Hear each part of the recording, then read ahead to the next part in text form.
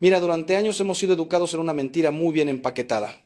Nos han dicho que la felicidad está en acumular experiencias, en conseguir logros profesionales, en alcanzar cierto estatus económico, en encontrar a la pareja perfecta, en tener hijos maravillosos, en viajar por el mundo, en ser reconocidos y admirados.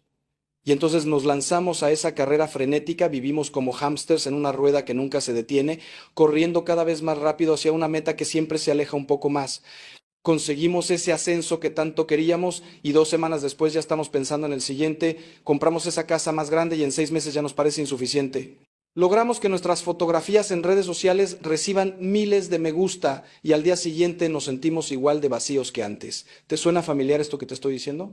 Lo terrible, lo verdaderamente doloroso de esta situación es que muchos de ustedes llevan décadas atrapados en esta dinámica sin comprender qué es lo que realmente está pasando. Van de terapia en terapia, leen libros de autoayuda como si fueran Biblias modernas, prueban meditaciones orientales que les prometen paz interior, se inscriben en cursos de mindfulness o programación neurolingüística, experimentan con todo tipo de filosofías New Age que les venden una espiritualidad light, sin compromiso y sin cruz. Y nada, absolutamente nada, llena ese agujero negro que llevan dentro. Porque están buscando agua en pozos secos, están intentando saciar un hambre infinita con migajas finitas, están queriendo resolver un problema espiritual con soluciones meramente psicológicas o emocionales. Y mientras tanto, el verdadero remedio, la única fuente de agua viva capaz de saciar tu sed para siempre, está ahí, esperándote pacientemente en el sagrario de la iglesia más cercana a tu casa, ese lugar al que quizás hace años que no entras. Esta noche o esta mañana o esta tarde, dependiendo de cuándo estés escuchando estas palabras, quiero llevarte de la mano por un camino de descubrimiento profundo. Voy a mostrarte las verdaderas raíces de ese vacío que te está matando lentamente. Voy a desmontar las mentiras que has creído sobre la felicidad y el sentido de la vida y voy a ofrecerte no una teoría bonita, no un consuelo barato, sino la verdad completa que Cristo vino a revelarnos. Una verdad que tiene 2000 años de antigüedad, pero que es más actual que el periódico de hoy. Una verdad que ha transformado millones de vidas y que puede transformar la tuya si le das una oportunidad. Así que respira hondo, abre tu corazón y acompáñame en este viaje hacia las profundidades de tu alma, porque lo que vamos a descubrir juntos puede cambiarlo todo. Permíteme empezar por decirte algo que quizás suene duro, pero que necesitas escuchar. Gran parte del vacío que sientes es consecuencia directa de haber desconectado tu vida de su fuente original.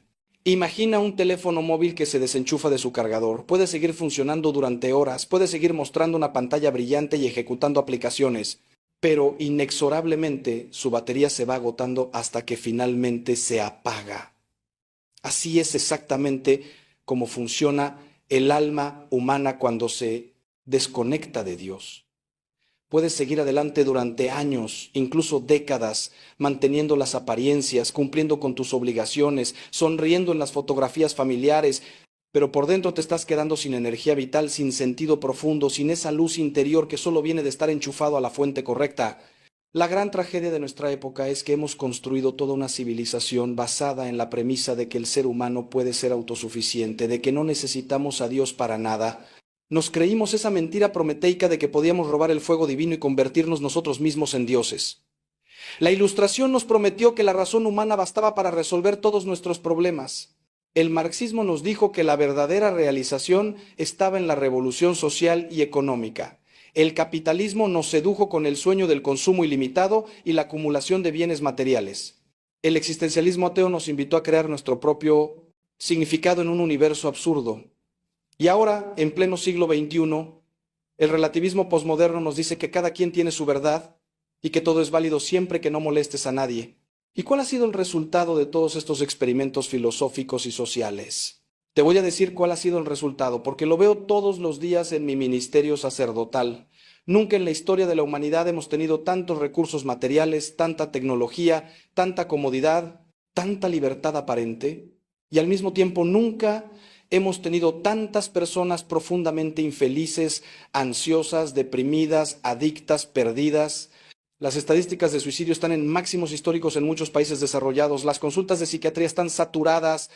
Las adicciones a sustancias, al alcohol, a la pornografía, a los videojuegos, a las redes sociales están destrozando vidas por millones. Los matrimonios se rompen a la menor dificultad porque nadie nos enseñó que el amor verdadero requiere sacrificio y perseverancia. Las familias están fragmentadas, con hijos que apenas conocen a sus padres porque todos están ocupados persiguiendo sus propios sueños individuales.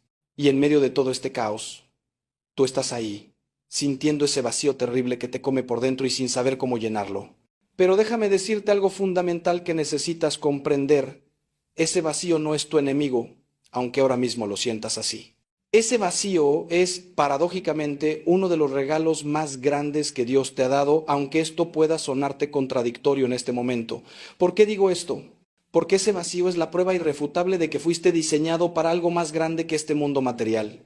Es como si Dios hubiera grabado en tu ADN espiritual una especie de GPS divino que constantemente te está señalando hacia tu verdadero hogar, hacia tu auténtica plenitud, hacia Él. Los animales no sienten este tipo de vacío existencial porque están perfectamente satisfechos cuando tienen comida, refugio y pueden reproducirse. Pero tú, creado a imagen y semejanza de Dios, llevas dentro una capacidad infinita que solo puede ser llenada por algo infinito.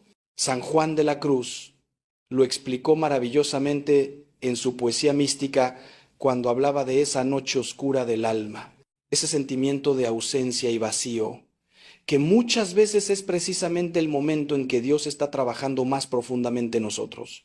Santa Teresa de Ávila vivió años de sequedad espiritual antes de experimentar esas uniones místicas profundas con el Señor. Los grandes santos pasaron por el desierto del vacío porque ese desierto es necesario para que aprendamos a distinguir entre los espejismos que este mundo nos ofrece y el agua verdadera que solo Cristo puede darnos. Entonces, lo primero que quiero que hagas es cambiar tu perspectiva sobre ese vacío. No es una maldición que debes eliminar lo más rápido posible, llenándolo con cualquier cosa. Es una invitación sagrada a emprender un viaje hacia las profundidades de tu ser, donde Dios te está esperando pacientemente desde siempre. Ahora bien, para entender realmente por qué te sientes tan vacío, necesitamos hablar de algo que la cultura moderna ha borrado casi completamente de su vocabulario: el concepto de tu destino eterno. Vivimos en una sociedad que funciona como si esta vida terrena fuera todo lo que existe, como si después de la muerte no hubiera absolutamente nada más que oscuridad y olvido. Incluso muchos cristianos nominales, personas que se dicen católicas porque fueron bautizadas de niños, viven en la práctica como ateos funcionales, tomando todas sus decisiones basándose únicamente en cálculos de placer y dolor, de beneficio y pérdida en esta vida temporal. Pero escúchame bien, tú no fuiste creado para 70 u 80 años de existencia en este planeta. Fuiste creado para la eternidad. Esta vida terrena es apenas el prólogo, la sala de espera, el periodo de formación y decisión que determina dónde pasarás literalmente para siempre. Cuando internalizas esta verdad, cuando realmente comprendes en lo más profundo de tu ser que cada día que vives aquí es un día menos que te queda para decidir tu destino eterno, todo cambia radicalmente. Las preocupaciones que te quitan el sueño empiezan a verse en su verdadera proporción.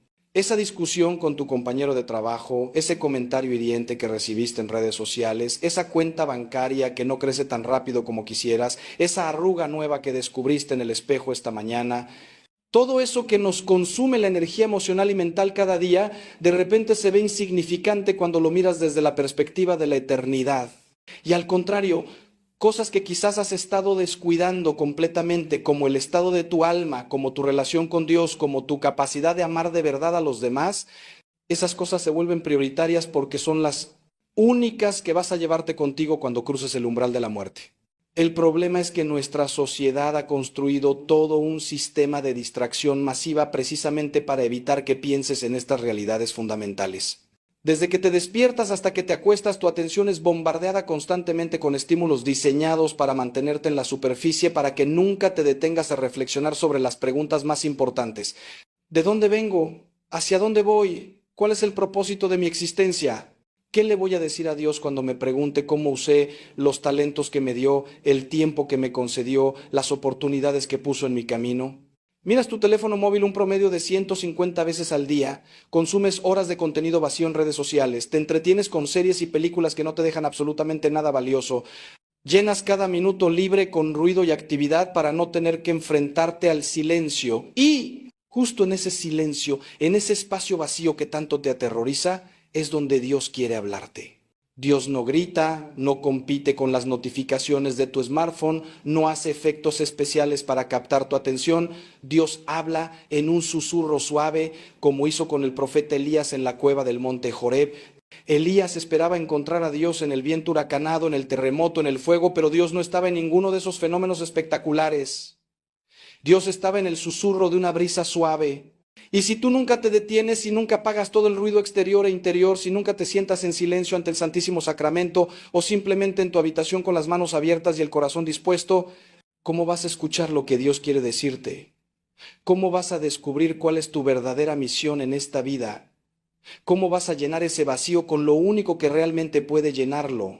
Déjame contarte algo que he observado en innumerables ocasiones durante mi ministerio.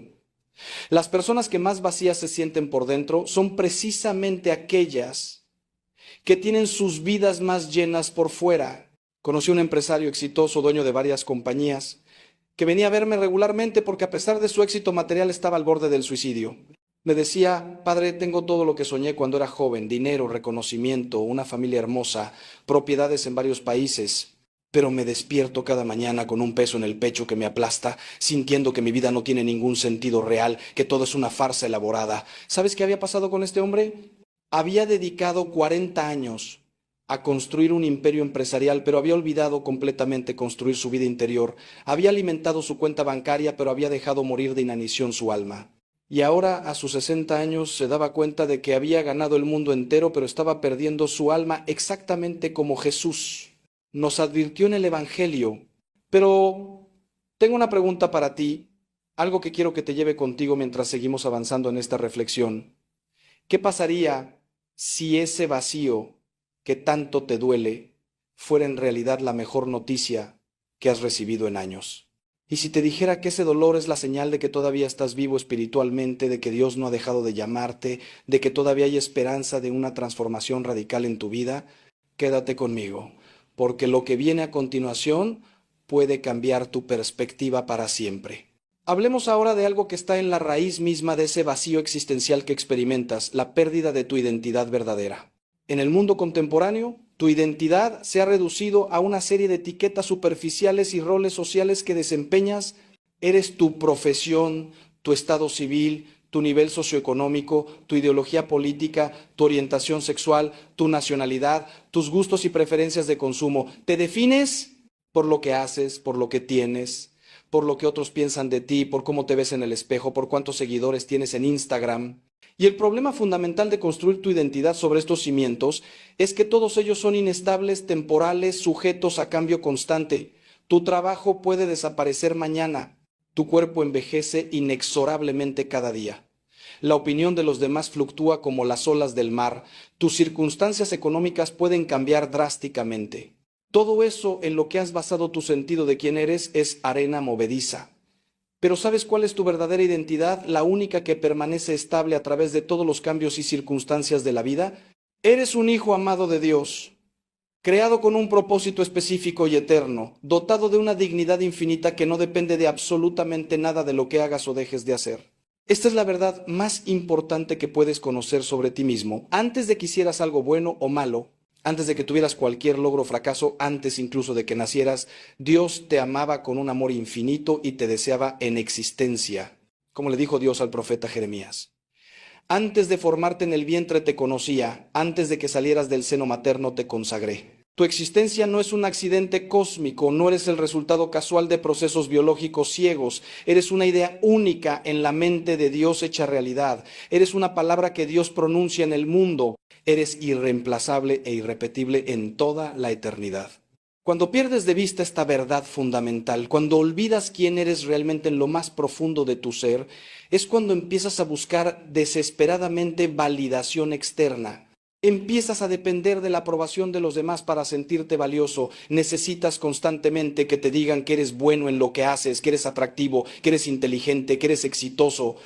Te vuelves adicto a los elogios y mortalmente sensible a las críticas. Tu estado de ánimo sube y baja como un yo-yo dependiendo de cómo te trataron hoy tus colegas o tu pareja o tus hijos.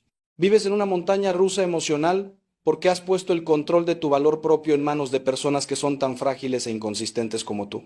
Y en el fondo, muy en el fondo, hay una vocecita que no para de susurrarte: no eres suficiente, nunca serás suficiente, tienes que hacer más, ser más, tener más para merecer amor y respeto. Esta es una de las mentiras más destructivas que el enemigo de nuestras almas, el diablo, planta en nuestra mente: que nuestro valor es condicional, que tenemos que ganarnos el amor, que debemos demostrar constantemente que merecemos existir. Y bajo la presión de esta mentira, millones de personas se están destruyendo lentamente. Desarrollan adicciones al trabajo, se exigen perfección en todo, se comparan constantemente con otros y siempre salen perdiendo en la comparación, se castigan brutalmente por cada error, viven con una culpa constante que nunca pueden sacudirse completamente.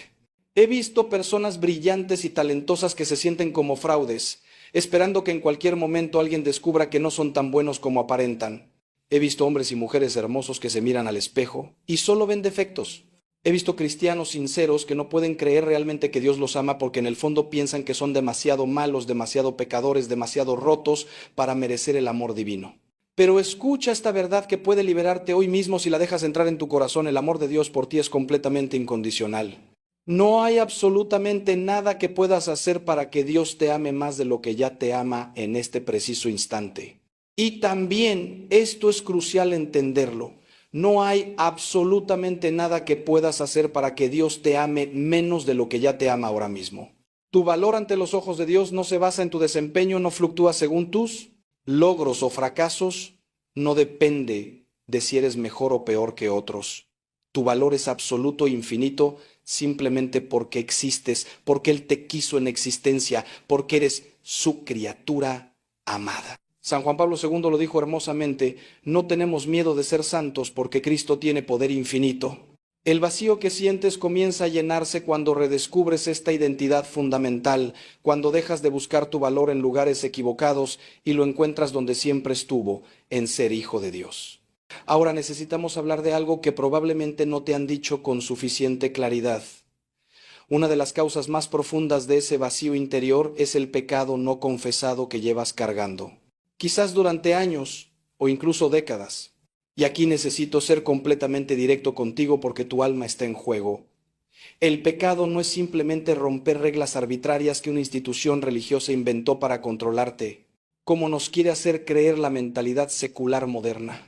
El pecado es actuar en contra de tu propia naturaleza más profunda, es traicionar tu verdadero yo, es separarte de la fuente de la vida que es Dios. Cada vez que pecas, especialmente cuando cometes pecados graves, con plena conciencia y deliberado consentimiento, algo se rompe dentro de ti, se crea una grieta en tu alma por donde se escapa la gracia, se levanta un muro entre tú y Dios, entre tú y tu propio corazón. He escuchado miles de confesiones en mi vida sacerdotal y te puedo asegurar que he visto el patrón una y otra vez. Personas que vienen diciéndome que se sienten vacías, deprimidas, sin sentido. Y cuando empezamos a hablar con honestidad, descubrimos que están cargando con pecados que nunca han confesado adecuadamente. Un hombre que hace 20 años tuvo una aventura extramatrimonial y nunca lo confesó, nunca se lo dijo a su esposa, ha vivido 2 décadas con esa culpa corroyéndolo por dentro como un ácido, destruyendo su capacidad de estar verdaderamente presente en su propia vida. Una mujer que abortó en su juventud y enterró ese trauma en lo más profundo de su psique, nunca lo procesó espiritualmente, nunca recibió el perdón y la sanación que necesitaba, y ahora, 30 años después, ese dolor no resuelto sigue filtrándose en todas las áreas de su vida. Un joven adicto a la pornografía que lleva años esclavizado a esta cadena, sintiéndose sucio y avergonzado, pero incapaz de buscar ayuda, viviendo una doble vida que lo está matando espiritualmente. El pecado tiene consecuencias reales no porque Dios sea un juez vengativo esperando castigarte, sino porque violar las leyes espirituales es como violar las leyes físicas. Si decides saltar de un edificio, la gravedad no te castigará, simplemente actuará según su naturaleza y las consecuencias serán inevitables. Así funciona el pecado, tiene consecuencias naturales que se desprenden de la acción misma. Cuando vives en pecado, especialmente en pecados graves como adulterio, fornicación, pornografía, mentiras habituales, robos, calumnias, odios alimentados, cuando vives así y además añades la hipocresía de presentar una fachada diferente ante el mundo, tu vida interior se convierte en un campo de batalla. ¿Tu conciencia grita constantemente aunque intentes silenciarla con distracciones? Y ese vacío se hace cada vez más profundo porque estás cortando el cordón umbilical que te conecta con la fuente de la vida. La tragedia es que nuestra cultura relativista se nos ha enseñado que no existe el pecado, que todo es subjetivo, que lo único malo es juzgar a otros, que puedes hacer lo que quieras mientras no hagas daño a nadie, como si eso fuera posible, como si nuestras acciones no tuvieran ondas expansivas que afectan a innumerables personas y ante todo a nosotros mismos. Se nos dice que la culpa es un sentimiento tóxico del que debemos liberarnos, que la vergüenza es algo impuesto por sistemas de poder represivos. Pero déjame decirte algo que aprendí no solo en los libros de teología, sino en la experiencia pastoral concreta. La culpa sana, esa voz de tu conciencia que te dice que hiciste algo malo, es uno de los mayores regalos que Dios te ha dado. Es tu sistema de alarma espiritual, es el dolor que te avisa que algo está dañado y necesita atención. Intentar eliminar la culpa sin eliminar la causa de la culpa, que es el pecado mismo, es como intentar curar una infección eliminando el dolor pero dejando la bacteria que la causa. Y aquí está la belleza incomparable del catolicismo, aquí está por qué después de 2000 años esta iglesia sigue transformando vidas. Tenemos el sacramento de la reconciliación, la confesión sacramental, donde puedes traer toda esa basura que has estado cargando, todos esos secretos vergonzosos que no te atreves a contarle a nadie, todos esos pecados que te están matando por dentro, y ponerlos a los pies de un sacerdote que actúa en la persona de Cristo y escuchar las palabras más hermosas que pueden resonar en oídos humanos. Yo te absuelvo de tus pecados en el nombre del Padre y del Hijo y del Espíritu Santo. En ese momento, algo real y objetivo sucede. Tus pecados son perdonados. La gracia de Dios fluye de nuevo libremente en tu alma. Las cadenas se rompen, el peso se levanta. Puedes respirar de nuevo. No es terapia psicológica, aunque tiene efectos terapéuticos profundos. No es simplemente hablar de tus problemas, aunque eso también es parte del proceso. Es un encuentro real con Cristo resucitado que tiene el poder de perdonar pecados y quiere usarlo contigo hoy mismo. Permíteme llevarte más profundo todavía en este análisis de las raíces de tu vacío existencial, porque hay otra dimensión que necesitamos explorar, la falta de propósito trascendente en tu vida. Los seres humanos no podemos vivir sin un para qué que dé sentido a nuestras acciones diarias. Viktor Frankl, el psiquiatra judío que sobrevivió a los campos de concentración nazis, lo descubrió de la manera más dura posible. En Auschwitz, observó que los prisioneros que sobrevivían no eran necesariamente los más fuertes físicamente, sino aquellos que tenían una razón para vivir, un propósito que los trascendía, algo por lo cual valía la pena resistir un día más. Aquellos que perdían el sentido, que dejaban de ver un para qué en su sufrimiento, simplemente se tumbaban y morían. Frankl desarrolló toda una escuela de psicoterapia, la logoterapia, basada en esta idea que la búsqueda de sentido es la motivación primaria del ser humano. Pero aquí está el problema en nuestra sociedad contemporánea. Hemos perdido el gran relato, la narrativa unificadora que daba sentido a la vida humana.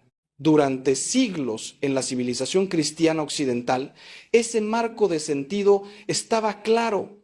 Venimos de Dios, estamos en la tierra para conocerle, amarle y servirle. Y nuestro destino es volver a Él para toda la eternidad. Cada acción, por pequeña que fuera, podía ser ofrecida a Dios y así llenarse de significado eterno. El sufrimiento no era absurdo, sino que podía ser unido al sufrimiento redentor de Cristo en la cruz. Incluso las tareas más humildes, como barrer el suelo o cambiar pañales, se convertían en actos de amor con valor trascendente cuando se hacían por amor a Dios. Pero cuando arrancaste a Dios del centro de tu vida, cuando secularizaste completamente tu existencia, ¿qué te quedó? Un universo frío e indiferente que surgió por casualidad de una explosión hace miles de millones de años, en el cual eres un accidente temporal sin mayor significado que el que tú arbitrariamente decidas darle. Esta es la angustia existencial que describe también la filosofía atea moderna. Si Dios no existe, si no hay vida después de la muerte, si el universo es fundamentalmente absurdo, entonces en última instancia nada de lo que hagas importa realmente. Puede ser Mother Teresa o Adolf Hitler. Y en 100 años Todos estarán igualmente muertos y olvidados. En 1000 años nadie recordará tu nombre. En 1.000.000 de años la especie humana probablemente se habrá extinguido. En miles de millones de años el sol se apagará y todo rastro de nuestra civilización desaparecerá. Desde la perspectiva de la eternidad física del cosmos, toda tu vida es menos significativa que un parpadeo. Bertrand Russell, el filósofo ateo británico, lo expresó con brutal honestidad. Toda nuestra civilización está construida sobre un fundamento de desesperación inevitable, porque todos nuestros esfuerzos están destinados a desaparecer en la muerte térmica del universo. Ahora bien, puedes intentar construir significados temporales, proyectos que te mantengan ocupado y te den la sensación de estar haciendo algo importante, tu carrera profesional, criar a tus hijos, contribuir a causas sociales, crear arte, acumular riqueza, dejar un legado. Y no estoy diciendo que estas cosas no tengan ningún valor, pero el problema es que si no están ancladas en algo eterno, en algo que trascienda el tiempo y el espacio, al final siempre acabarás chocando contra la pared de la futilidad. He visto a padres cuya única razón de vivir eran sus hijos, y cuando esos hijos crecieron, se independizaron y ya no los necesitaban. Quedaron completamente vacíos sin saber qué hacer con sus vidas. He visto a profesionales que dedicaron 50 años a construir una empresa y cuando finalmente se jubilaron cayeron en una depresión profunda porque sin su trabajo ya no sabían quiénes eran. He visto activistas sociales que lucharon toda su vida por causas nobles pero sin un fundamento espiritual sólido terminaron amargados y quemados. La única manera de encontrar un propósito que realmente llene el vacío, que realmente satisfaga esa sed de significado que llevas dentro, es reconectar tu vida con su fuente y destino último, que es Dios mismo. Cuando comprendes que fuiste creado para conocer, amar y servir a Dios en esta vida y ser feliz con Él para siempre en la próxima, cuando internalizas que tu vida tiene un significado eterno porque eres parte del gran plan de salvación que Dios está desarrollando en la historia humana, cuando te das cuenta de que incluso tus sufrimientos más oscuros pueden ser ofrecidos como oración y unidos a la cruz de Cristo para la redención del mundo, entonces todo cambia. Tu trabajo diario ya no es solo un medio para ganar dinero, sino una vocación, un llamado de Dios, una manera de participar en su obra creadora. Tus relaciones familiares se convierten en una escuela de amor, donde aprendes a salir de ti mismo y darte a otros, preparándote para la comunión eterna del cielo. Tus pruebas y dificultades dejan de ser obstáculos absurdos y se convierten en oportunidades de crecimiento espiritual, en la materia prima de tu santificación. Déjame hacerte una pregunta que puede parecer incómoda, pero que necesitas responder con total honestidad. ¿Cuánto tiempo dedicas cada día a alimentar tu alma en comparación con el tiempo que dedicas a alimentar tu cuerpo, tu mente, tu carrera o tu entretenimiento? Piénsalo seriamente por un momento. Probablemente pasas 1 o 2 horas al día comiendo, quizás otra hora en el gimnasio o haciendo ejercicio si eres disciplinado, 8 o más horas trabajando, varias horas consumiendo medios de entretenimiento, tiempo en redes sociales, tiempo organizando tu casa, tiempo en compromisos sociales. Pero realmente cuánto tiempo dedicas cada día a orar, a leer la Escritura, a meditar sobre las verdades eternas, a estar en silencio ante la presencia de Dios? La mayoría de las personas, si son honestas, tienen que admitir que dedican 0 minutos o en el mejor de los casos 5 o 10 minutos de oración distraída antes de dormir. Y luego te sorprendes de sentirte vacío espiritualmente. Imagina que tienes una relación amorosa con alguien pero nunca hablas con esa persona, nunca pasas tiempo con ella, nunca le prestas atención, solo te acuerdas de ella cuando necesitas algo o cuando estás en problemas. ¿Cómo crees que evolucionaría esa relación? Obviamente se marchitaría y moriría, porque las relaciones requieren tiempo, atención, cultivo constante. Pues bien, tu relación con Dios funciona exactamente igual. Dios te ama infinitamente y su amor por ti nunca cambia. Pero el amor es un diálogo, es una relación de 2 direcciones. Y si tú nunca le das espacio en tu vida, si nunca le dedicas tiempo de calidad, si solo te acuerdas de Él cuando estás desesperado y necesitas un milagro, ¿cómo esperas sentir su presencia, su consuelo, su guía? La sequedad espiritual que experimentas, ese vacío, no es porque Dios se haya alejado de ti, es porque tú te has alejado de Él al llenarte constantemente de todo excepto de Él. Los santos, esas personas que experimentaron plenitud y gozo incluso en medio de las peores adversidades, todos sin excepción tenían algo en común. Dedicaban horas cada día a la oración contemplativa, a estar en la presencia de Dios. Santa Teresa de Calcuta pasaba 2 horas en oración cada mañana antes de salir a servir a los moribundos en las calles.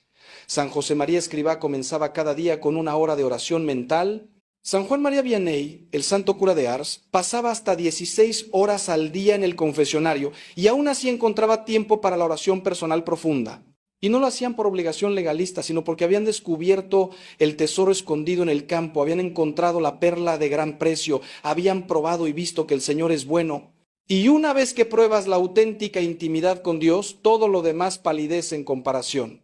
Sé lo que estás pensando ahora mismo. Padre, eso está muy bien para santos y sacerdotes que no tienen las responsabilidades que yo tengo, pero yo trabajo 8 o 10 horas al día, tengo familia que atender, 1000 obligaciones, no tengo tiempo para rezar horas cada día, y te entiendo perfectamente, de verdad que sí.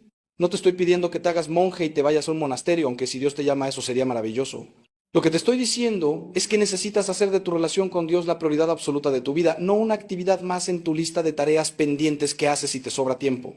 Si realmente pudieras convencerte de que dedicar media hora cada mañana a la oración silenciosa ante el Santísimo Sacramento o en un rincón tranquilo de tu casa va a transformar completamente el resto de tu día, va a darte una paz y claridad que multiplicará tu efectividad en todo lo demás, ¿no encontrarías esa media hora? El problema no es falta de tiempo, todos tenemos exactamente las mismas 24 horas cada día. El problema es prioridades y la cruda realidad es que lo que no priorizas inevitablemente se queda sin hacer.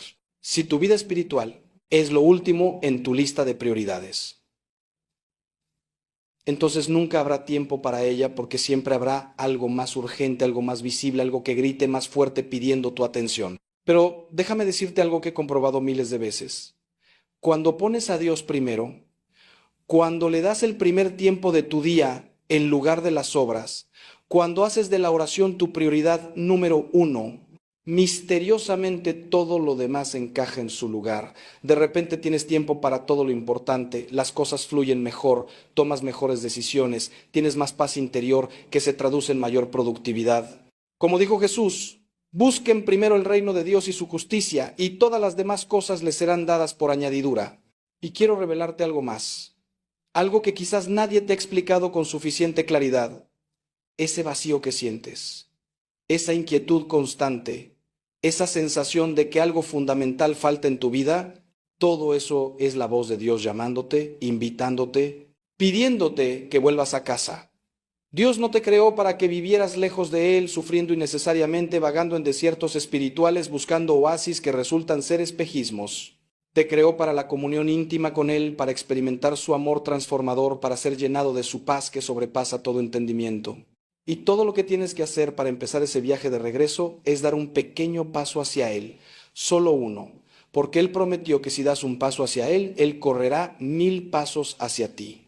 Tengo que hablarte ahora de algo que puede resultar polémico en nuestra cultura actual, pero que es absolutamente esencial para entender las raíces de tu vacío, la crisis de la verdad objetiva. Vivimos en una época donde se nos ha convencido de que cada persona tiene su propia verdad, que todo es relativo, que no existen verdades absolutas válidas para todos. Esta mentalidad, que los filósofos llaman relativismo, suena muy liberadora y tolerante en teoría, pero en la práctica está destruyendo a millones de personas desde adentro. ¿Por qué?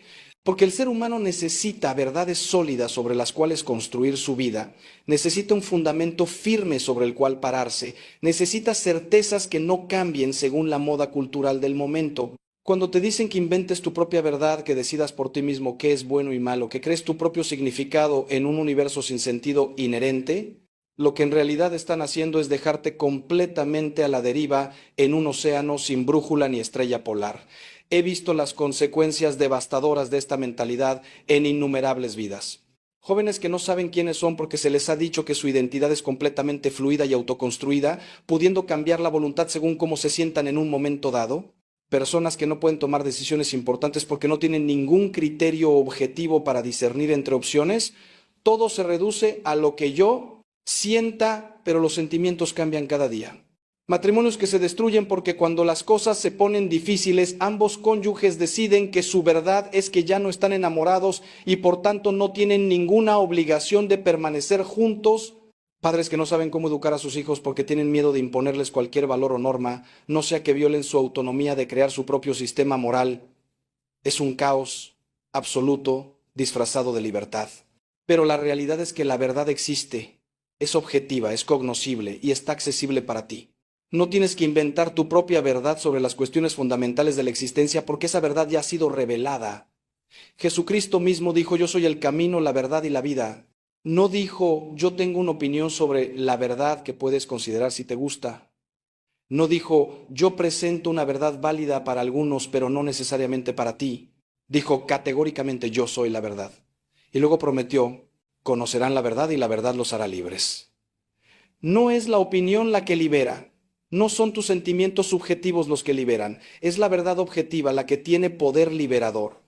Y esa verdad ha sido custodiada y transmitida fielmente durante 2000 años por la Iglesia Católica, la única institución en el planeta que puede rastrear su linaje directamente hasta Cristo y los apóstoles.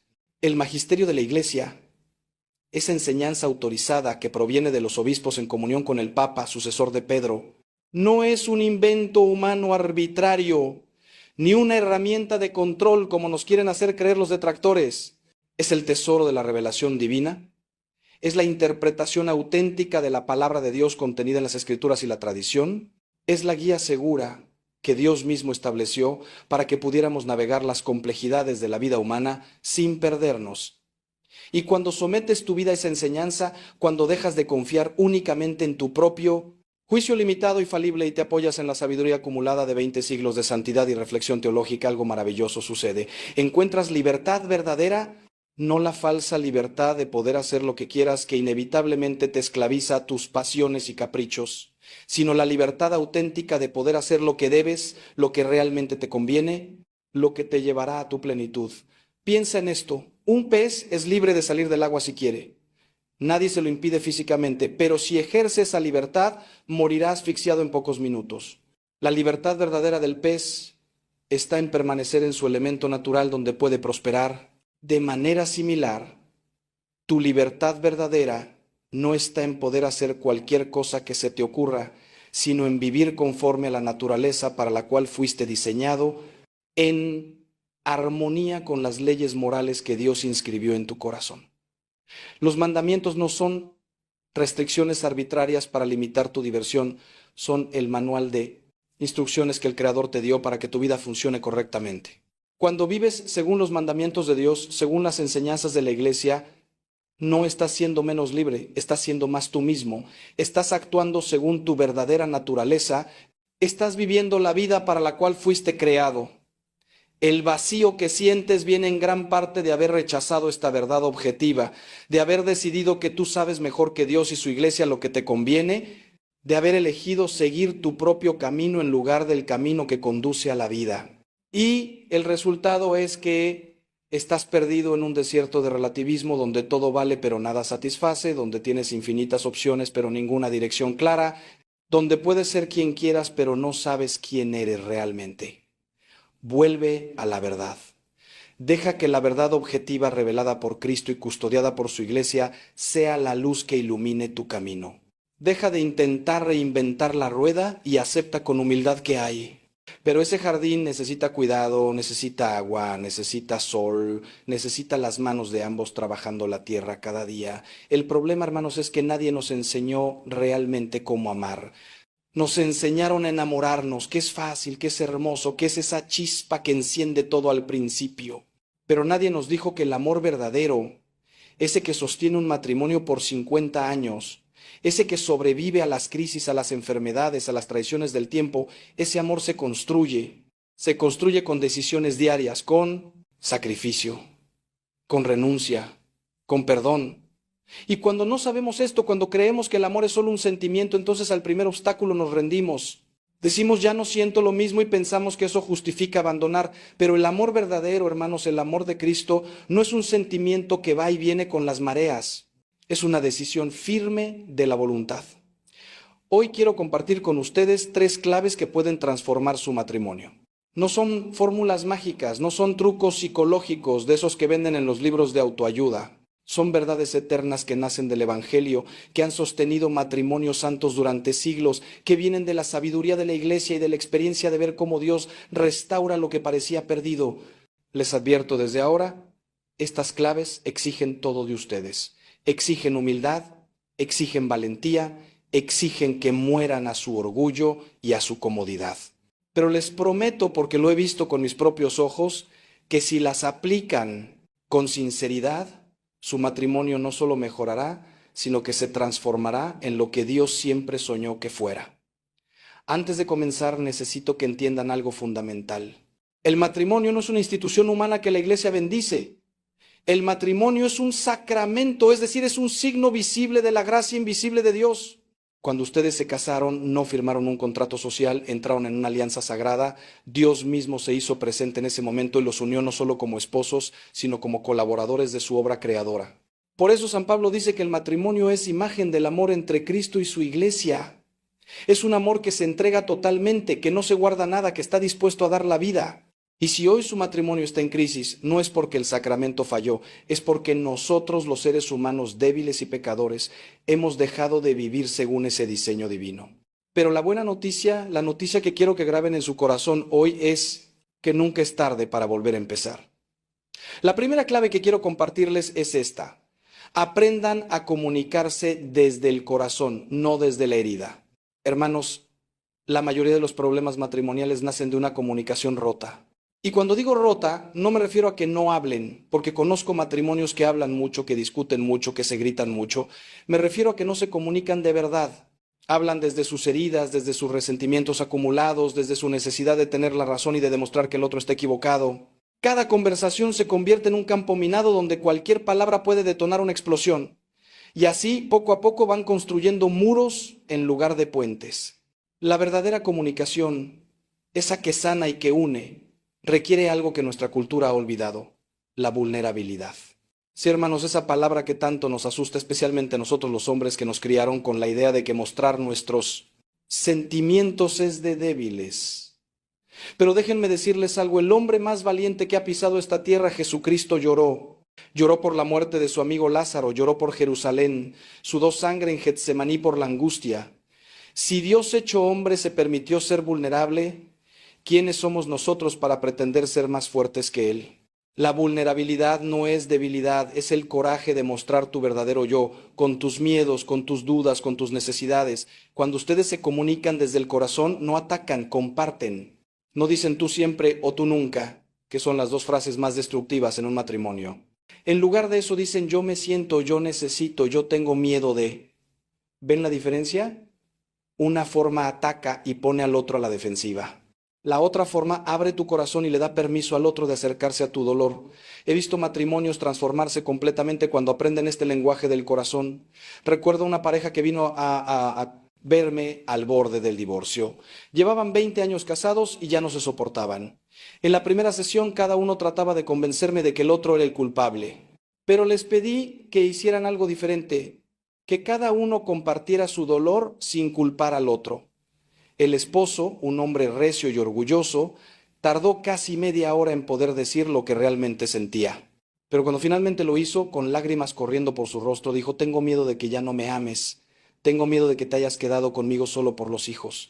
Trabajo tanto porque pienso que si no proveo no valgo nada para ti. Y su esposa, que había estado con los brazos cruzados y el rostro duro durante toda la sesión, se quebró.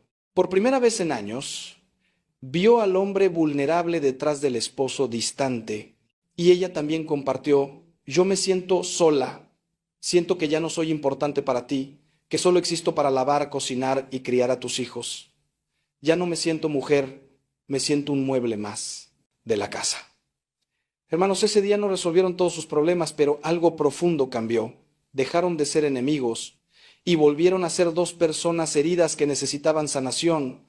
Les voy a dar algo práctico que pueden hacer hoy mismo. Cada noche antes de dormir tomen 15 minutos, solo 15 minutos, sin televisión, sin celulares, sin distracciones. Siéntense frente a frente, tómense las manos y cada uno comparta 3 cosas. Algo bueno que vivió ese día, algo que le preocupa y algo que necesita del otro. No es momento para resolver problemas ni para dar consejos. Es momento para escuchar con el corazón. Y cuando el otro hable, no interrumpan, no juzguen, no minimicen lo que sienten. Solo escuchen como escucharía Cristo, con amor, con paciencia, con el deseo genuino de entender. Si hacen esto durante 30 días seguidos, les prometo que van a redescubrir a la persona que se casó con ustedes. Van a ver cosas que el ajetreo de la vida les había ocultado. La segunda clave es esta. Recuperen el servicio mutuo como expresión del amor. Hermanos, vivimos en una cultura profundamente egoísta que nos ha enseñado que el amor es recibir, es sentirnos bien, es que el otro nos haga felices. Y bajo esa mentalidad, cuando el otro no nos hace felices, pensamos que ya no hay amor, pero eso no es amor, eso es consumismo emocional. El verdadero amor, el que Cristo nos enseñó, es exactamente lo contrario. Es dar, es servir, es buscar el bien del otro, incluso cuando no me apetece, incluso cuando me cuesta, incluso cuando no recibo nada a cambio. Por eso Jesús en la última cena se arrodilló y lavó los pies de sus discípulos. Imaginen esa escena. Dios hecho hombre, de rodillas lavando los pies sucios y polvorientos de sus amigos. Y después les dice algo revolucionario: les he dado ejemplo para que también ustedes hagan como yo he hecho con ustedes. Hermanos, ¿se dan cuenta de lo que esto significa para su matrimonio? Significa que el amor verdadero se mide por el servicio, no por los sentimientos. Se mide por las veces que moriste a tu comodidad para cuidar al otro, por las veces que trabajaste aunque estabas cansado para que a tu familia no le faltara nada, por las veces que callaste cuando querías reclamar porque sabías que tu pareja estaba pasando por un momento difícil, por las veces que pediste perdón aunque creías tener la razón, porque valorabas más la paz que tu orgullo. El problema es que muchos matrimonios se han convertido en una negociación constante. Yo hago esto si tú haces aquello. Yo cocino, pero tú lavas los platos. Yo trabajo fuera, pero tú te encargas de los niños. Y lo digo claramente, está bien dividir las responsabilidades del hogar, eso es sabiduría práctica. El problema es cuando todo se convierte en un cálculo de quién hace más, quién da más, quién se sacrifica más, porque entonces el matrimonio se vuelve una balanza donde estamos constantemente pesando si el otro nos debe algo. Y ese es el camino directo al resentimiento. El amor verdadero no lleva cuentas. San Pablo lo dice hermosamente. El amor no lleva cuentas del mal. Quiero que piensen en esto. ¿Cuándo fue la última vez que hicieron algo por su pareja sin que ellos lo pidieran, sin esperar nada a cambio, solo por el puro gozo de verlos felices? ¿Cuándo fue la última vez que llegaron a casa con un detalle pequeño, no porque fuera su aniversario o su cumpleaños, sino simplemente porque pensaron en elos? ¿Cuándo fue la última vez que le dijeron descansa, yo me encargo, cuando veían que estaban agotados? Estos pequeños actos de servicio, hermanos, son como el agua que mantiene viva la planta del amor. Sin ellos, la planta se seca. Y muchos matrimonios están secos, completamente áridos, porque cada uno está esperando que el otro empiece a regar.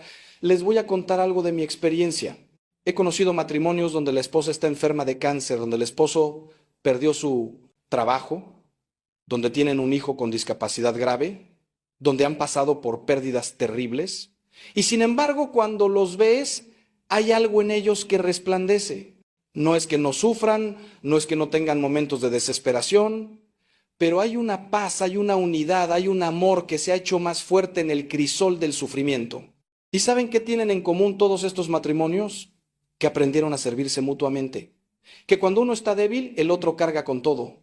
Que no compiten por ver quién tiene la cruz más pesada, sino que se ayudan a llevar la cruz del otro. Eso, hermanos, eso es el amor en su forma más pura.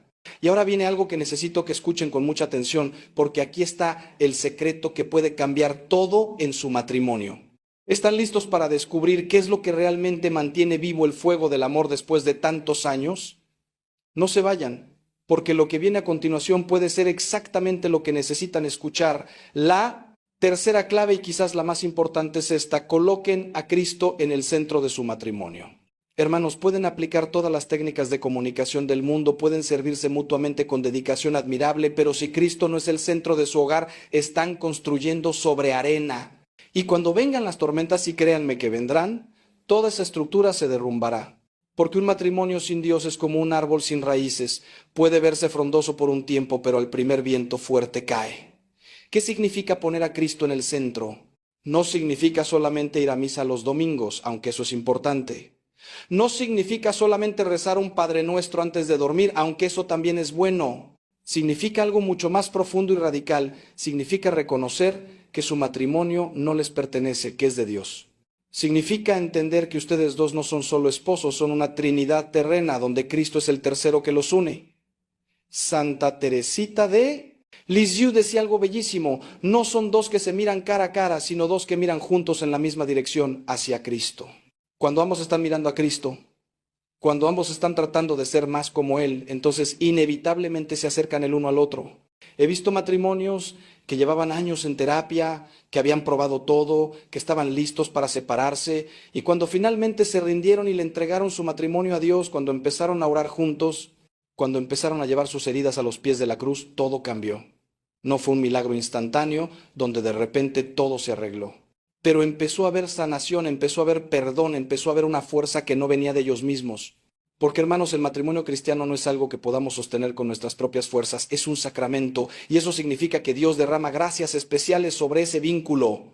Pero esas gracias necesitan ser activadas, necesitan ser pedidas, necesitan ser recibidas. Permítanme ser muy específico aquí. Cuando digo que oren juntos, me refiero a que establezcan un momento sagrado cada día, donde, como pareja, se presenten ante Dios.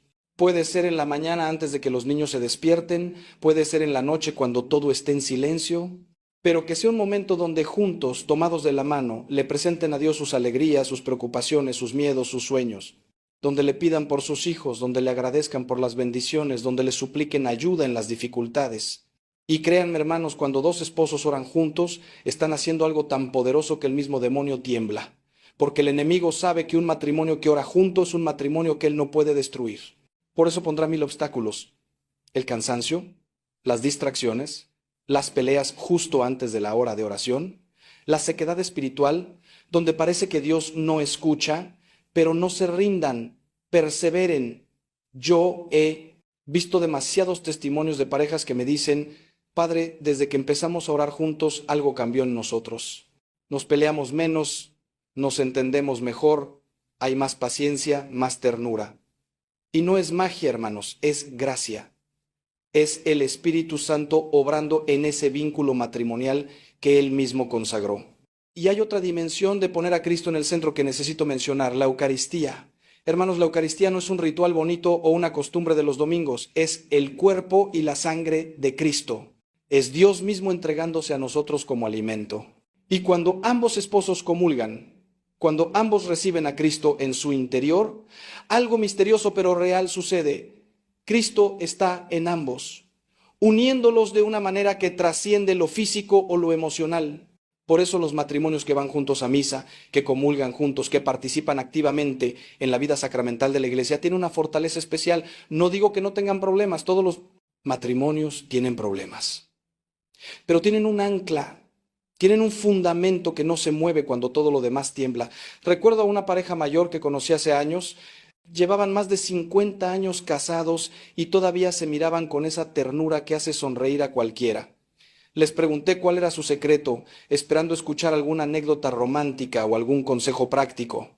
Y el Señor me miró con esos ojos llenos de sabiduría y me dijo: Padre, nunca hemos dejado de ir juntos a misa. En los buenos tiempos íbamos a dar gracias. En los malos tiempos íbamos a pedir fuerza. En los tiempos donde ya no nos soportábamos, íbamos porque sabíamos que allí, frente al Santísimo, algo se arreglaba en nuestros corazones, aunque no supiéramos qué. Y luego la señora añadió algo que me llegó al alma: Padre, hay días en que yo no puedo amar a mi esposo con mis propias fuerzas. Estoy cansada, estoy herida, estoy resentida. Pero cuando recibo a Jesús en la comunión, le digo: Señor, yo no puedo, pero tú sí. Ama a mi esposo a través de mí. Dame tu amor, porque el mío se acabó. Y hermanos, esa es la clave. Reconocer que nuestro amor humano es limitado, que se agota, que tiene días buenos y días malos. Pero el amor de Cristo es inagotable, es infinito y está disponible para nosotros si lo pedimos. También quiero hablarles de algo que muchos matrimonios han olvidado: la confesión. Hermanos, cuando pecamos contra nuestro cónyuge, cuando somos crueles con nuestras palabras, cuando somos egoístas con nuestras acciones, cuando guardamos rencor o alimentamos el resentimiento, no solo estamos lastimando a nuestro matrimonio, estamos pecando contra Dios, porque ese vínculo matrimonial es sagrado y tratarlo con desprecio o negligencia es una ofensa a quien lo creó. Por eso necesitamos el sacramento de la reconciliación. Necesitamos confesar nuestras faltas, recibir el perdón de Dios y renovar nuestro compromiso de amar como Cristo ama. Y aquí va algo importante: cuando vayan a confesarse, no confiesen los pecados de su pareja. He escuchado tantas confesiones donde la persona dice: Padre, mi pecado es que mi esposo es un insensible que nunca me escucha. Eso no es confesión, eso es queja. La verdadera confesión requiere que miremos nuestro propio corazón y reconozcamos dónde hemos fallado nosotros. Padre, he sido orgulloso y no he querido pedir perdón cuando he herido a mi esposa. Padre, he sido amargada y he castigado a mi esposo con silencios y desprecios. Esa es la confesión que sana, la que nos humilla pero nos libera. Pero atención, porque lo que viene ahora es el corazón de todo esto. He compartido 3 claves con ustedes: comunicación desde el corazón, servicio mutuo y Cristo en el centro. Pero hay algo que une estas 3 claves, algo sin lo cual ninguna de ellas funcionará. ¿Quieren saber qué es? No cambien de canal, porque esta verdad puede ser el punto de quiebre entre un matrimonio que sobrevive y uno que verdaderamente vive. Ese elemento que une todo, hermanos, es el perdón. El perdón radical, incondicional, diario.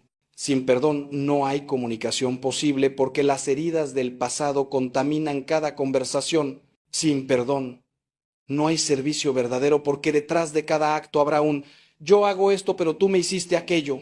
Sin perdón, Cristo no puede habitar en ese hogar, porque donde hay falta de perdón hay falta de amor, y donde no hay amor Dios no puede estar. El perdón, hermanos, es lo más difícil y lo más necesario en un matrimonio, porque en la convivencia diaria las heridas son inevitables. Vamos a decir palabras que lastiman, vamos a tener actitudes egoístas, vamos a fallar 1000 veces. La pregunta no es si vamos a herir al otro, la pregunta es ¿qué haremos con esas heridas? ¿Las vamos a guardar en un cajón del corazón, acumulándolas hasta que ese cajón explote en un estallido de resentimiento? ¿O vamos a sanarlas con el bálsamo del perdón? Jesús nos dice algo radical en el Evangelio. Pedro le pregunta: Señor, ¿cuántas veces tengo que perdonar a mi hermano si peca contra mí? ¿Hasta 7 veces? Y Pedro pensaba que estaba siendo generoso, porque la tradición judía decía que había que perdonar 3 veces.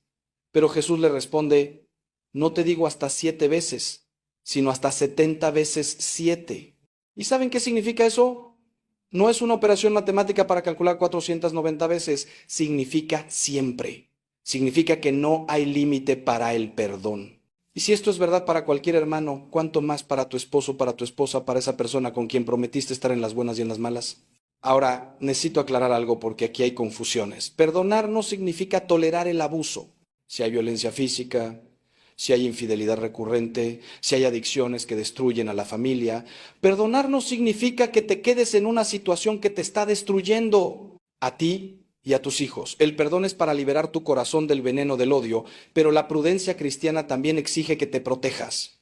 En esos casos graves hay que buscar ayuda profesional, hay que poner límites claros, y en algunos casos hay que tomar distancia física. Pero incluso en esas situaciones extremas, el perdón sigue siendo necesario, no para que la relación continúe necesariamente, sino para que tú seas libre. Pero en la mayoría de los matrimonios, hermanos, no estamos hablando de esos casos extremos. Estamos hablando de las heridas ordinarias del día a día. La palabra áspera cuando llegaste cansado del trabajo. El olvido del aniversario porque estabas abrumado con otras responsabilidades. La falta de atención porque estabas distraído con el celular. Esas pequeñas heridas que, si no se sanan con perdón diario, se convierten en cicatrices que endurecen el corazón. Por eso les digo, antes de que termine el día, antes de que se vayan a dormir, resuelvan. Pidan perdón por sus faltas, perdonen las faltas del otro, no se vayan a la cama con el enojo todavía ardiendo. San Pablo lo dice claramente: no se ponga el sol sobre su enojo. ¿Y cómo se perdona de verdad? Porque muchos dicen te perdono, pero en el fondo siguen guardando rencor, siguen sacando en cara las faltas del pasado cada vez que hay una discusión. Perdonar de verdad es tomar la decisión consciente de soltar esa ofensa, de no usarla más como arma, de mirar a esa persona como si esa falta nunca hubiera existido. Es imitación de cómo Dios nos perdona a nosotros. Cuando Dios perdona nuestros pecados en la confesión, no los usa después para castigarnos. Los echa al fondo del mar, como dice la Escritura. Los borra completamente. Y nosotros estamos llamados a hacer lo mismo. Déjenme contarles de una pareja que vino a verme destrozada por una infidelidad. El esposo había tenido una aventura de varios meses. Cuando la esposa lo descubrió, su mundo se derrumbó. El dolor era tan intenso que pensó que nunca podría superarlo. Y honestamente, yo tampoco estaba seguro de que pudieran salvar ese matrimonio. Pero ambos estaban dispuestos a intentarlo, ambos querían luchar. El proceso fue largo y doloroso. Hubo muchas lágrimas, muchas conversaciones difíciles, mucha terapia, pero lo que hizo la diferencia fue que ella tomó la decisión de perdonar. No fue un perdón instantáneo, fue un proceso de meses donde cada día tenía que renovar esa decisión. Había días donde el dolor volvía con fuerza y sentía que no podía más. Pero entonces se arrodillaba ante el crucifijo y decía: Jesús, tú perdonaste a los que te crucificaron, dame la fuerza para perdonar a mi esposo. Y poco a poco, día a día, la herida comenzó a sanar. No desapareció por completo, algunas heridas dejan marca, pero dejó de sangrar, dejó de doler con esa intensidad que paraliza. Y hoy, 5 años después, me dicen que su matrimonio es más fuerte que nunca. No porque la traición no importara, sino porque el perdón fue más poderoso que la herida. El esposo también hizo su parte. No solo pidió perdón, sino que se arrepintió de verdad. Cambió su estilo de vida, cortó con todo lo que lo había llevado a caer, buscó ayuda espiritual y psicológica para entender por qué había caído en esa tentación, y sobre todo durante años fue paciente con el dolor de su esposa, entendiendo que ella necesitaba tiempo para volver a confiar. No se defendió diciendo: ya te pedí perdón, supéralo. Asumió las consecuencias de sus actos con humildad. Eso, hermanos, es arrepentimiento verdadero. Y cuando hay arrepentimiento verdadero de un lado y perdón verdadero del otro, la gracia de Dios puede obrar milagros. Ahora, hermanos, quiero abordar algo que está matando muchos matrimonios modernos y de lo que se habla poco: la falta de compromiso real. Vivimos en una cultura de lo desechable, donde si algo no funciona, se tira y se compra otro. Si el celular se daña, compras otro. Si la ropa pasa de moda, compras otra. Y esa mentalidad se ha infiltrado en nuestras relaciones. Si el matrimonio está difícil, si ya no siento mariposas en el estómago, si aparece alguien que me parece más interesante, entonces me voy. Y eso, hermanos, eso es una mentira del enemigo que está destruyendo familias enteras. El compromiso verdadero no es un sentimiento, es una decisión. Es decir, yo elegí a esta persona para toda la vida y voy a honrar esa elección, pase lo que pase. No es ciego, no es necio. Es consciente de que habrá momentos difíciles, de que habrá días donde el amor se sentirá como un desierto árido. Pero es la determinación de no huir cuando lleguen esos días, sino de quedarse y luchar. Porque el amor verdadero no huye ante la dificultad, crece en ella. Hay una historia que me gusta mucho de un matrimonio de ancianos. Alguien les preguntó cuál era el secreto de haber durado más de 60 años juntos. Y el Señor respondió con una frase que era simple pero profunda. Nacimos en una época donde cuando algo se rompía, lo arreglábamos, no lo tirábamos. Hermanos, esa es la actitud que necesitamos recuperar en nuestros matrimonios. Cuando algo se rompe entre ustedes, no huyan. No piensen inmediatamente en el divorcio, arréglelo. Busquen ayuda, acudan a un consejero matrimonial, hablen con su párroco, hagan un retiro de parejas, pero no se den por vencidos. Y quiero decirles algo que puede sonar duro, pero que necesitan escuchar. El divorcio rara vez es la solución que prometía ser. He visto a personas que se divorciaron convencidas de que iban a ser más felices, de que iban a encontrar el amor verdadero en otro lado, y algunos años después vienen a verme y me confiesan con lágrimas que se arrepienten, que el problema no era su pareja, el problema eran ellos mismos, que los mismos defectos que tenían en el primer matrimonio los siguieron al segundo, que lastimaron profundamente a sus hijos, que rompieron una familia por una ilusión que resultó ser falsa. No estoy diciendo que todos los que se divorciaron hicieron mal. Hay situaciones donde verdaderamente era necesario, donde la convivencia era imposible, donde había peligro real. La iglesia entiende esto y por eso existen los procesos de nulidad matrimonial. Pero lo que sí estoy diciendo es que muchos matrimonios se divorcian por razones que podrían haberse trabajado si ambos hubieran estado dispuestos a morir a su orgullo y a luchar por su familia. Y esa es una tragedia que se repite todos los días. Hermanos, sus hijos están viendo cómo se relacionan ustedes. Aunque no lo digan, aunque piensen que los niños no se dan cuenta, ellos absorben todo. Si ven un papá que trata a su mamá con respeto, con ternura, con paciencia, van a crecer sabiendo cómo es el amor verdadero. Si ven a una mamá que honra a su esposo, que lo apoya, que habla bien de él incluso cuando no está presente, van a aprender qué es la lealtad. Pero si ven peleas constantes, desprecio, indiferencia, van a crecer pensando que eso es normal y probablemente repetirán ese patrón en sus propios matrimonios. Ustedes están formando la próxima generación. Están enseñando con su vida, no con sus palabras, qué es el matrimonio. Esa es una responsabilidad enorme y por eso les ruego, luchen por su matrimonio. No solo por ustedes, sino por sus hijos, por sus nietos que vendrán, por toda la línea de descendencia que depende de que ustedes honren ese vínculo sagrado que Dios estableció. Porque un matrimonio sólido no solo bendice a los esposos, bendice a toda la familia, bendice a la comunidad entera. Y ahora quiero tocar un tema delicado pero necesario, la intimidad física en el matrimonio. Hermanos, Dios creó la sexualidad.